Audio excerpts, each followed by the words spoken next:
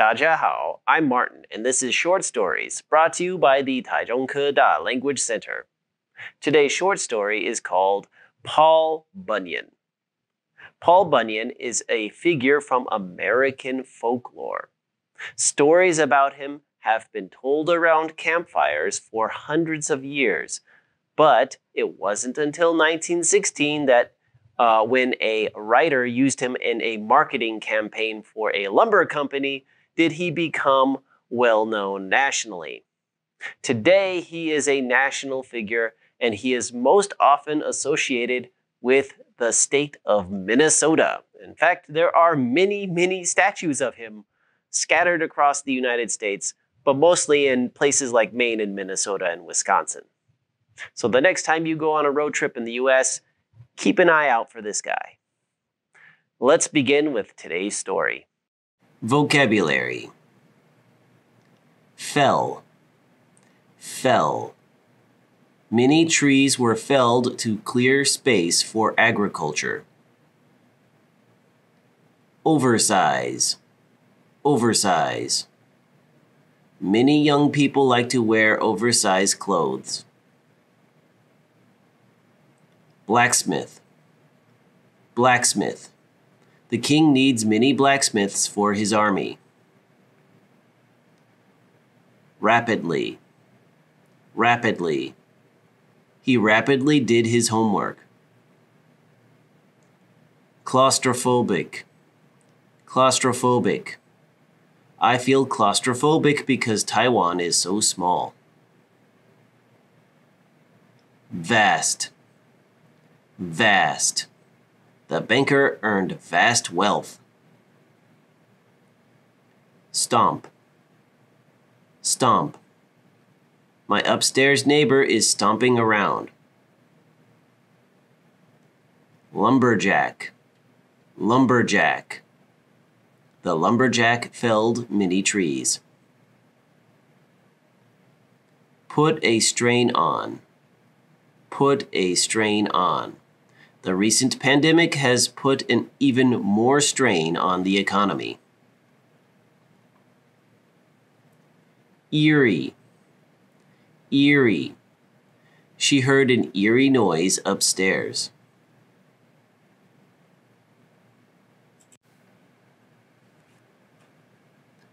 A long time ago, in a small coastal town in Maine called Bangor, there was a terrible storm. The strongest nor'easter in history struck the town. All of the townspeople hid in their root cellars out of fear. In the morning, when the storm had cleared, they emerged to find many felled trees and damaged buildings. They were also astonished to find a very large basket washed up on the beach. What could it be? They all asked each other. One citizen was brave enough to look inside, and to his astonishment, he found an oversized baby. The whole town adopted him and named him Paul Bunyan. He was a bright and happy child, but he was also very hungry. When he was 6 years old, he ate 5 kilograms of bacon, 10 eggs, 11 liters of milk, and 6 loaves of bread for breakfast. The townspeople worked very hard to keep him fed, and he repaid their efforts when he turned 16.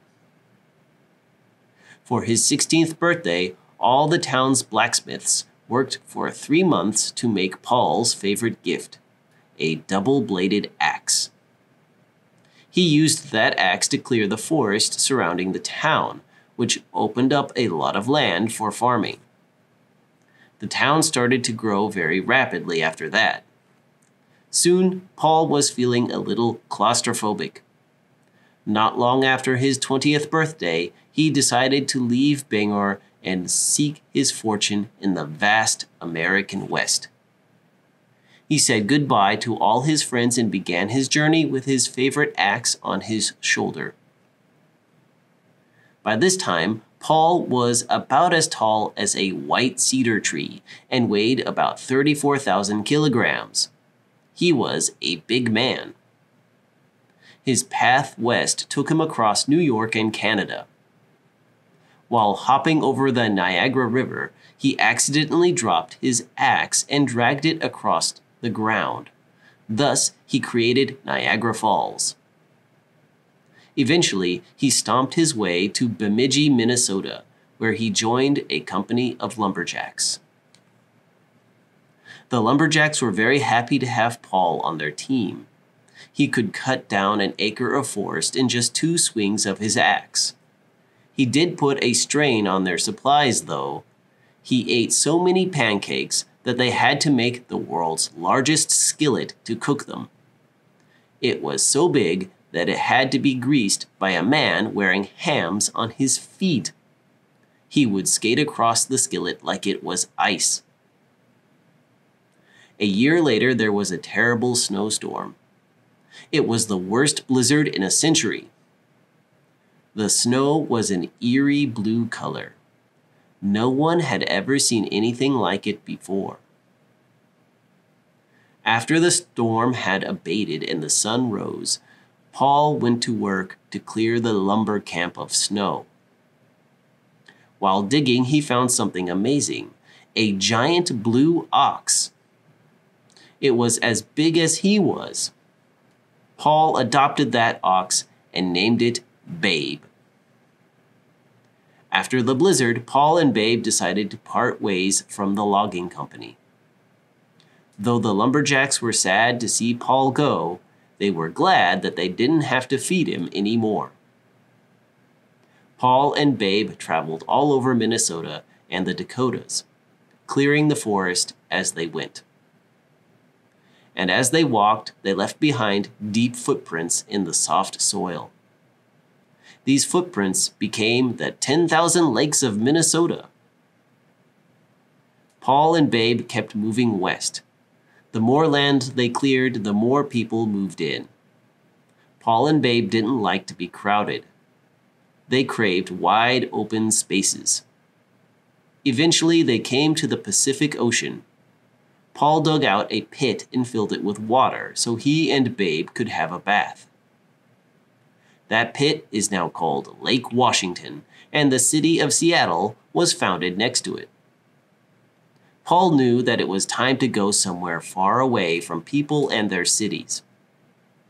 He and Babe decided to settle down in America's last frontier, Alaska, where they lived out the rest of their lives, enjoying the clean air and endless bounty of nature.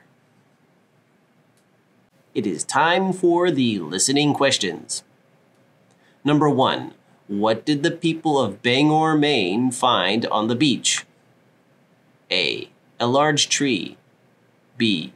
A large whale. C. A large baby. D. A large man. The answer is C. A large baby. Question 2. What did Paul get for his 16th birthday? A. A pet ox. B. A chainsaw. C. An axe. D. A driver's license. The answer is C. An axe. Question 3. How tall was Paul Bunyan? A. As tall as an oak tree. B. As tall as a maple tree. C. As tall as 63 axe handles. D. As tall as a white cedar. The answer is D. As tall as a white cedar, which is about 15 meters tall.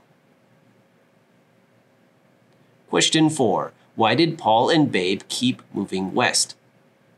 A. They didn't like living near towns. B. They wanted to visit Seattle. C. They were wanted for murder. D. They were lost. The answer is A. They didn't want to live near towns. Well, that's the end of today's story. I hope you enjoyed it as much as I enjoyed writing it. So I hope you learned maybe a little bit something about American culture and American history, what these characters in American folklore are, they are metaphors for something, some aspect about American history. And Mr. Paul Bunyan is a metaphor for American expansionism and manifest destiny. You can Google those later. Thank you for watching. I will see you next time. Bye-bye.